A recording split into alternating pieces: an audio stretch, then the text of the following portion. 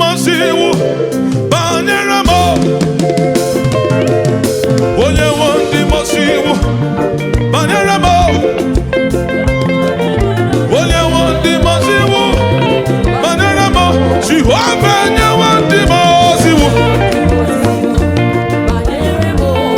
Onye wandi masiwu.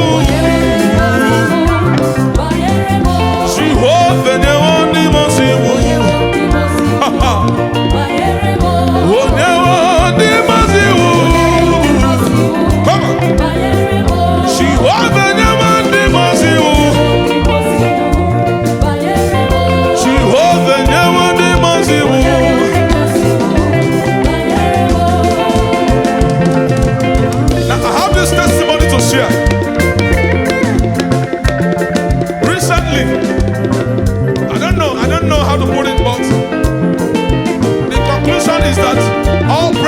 Must go to God.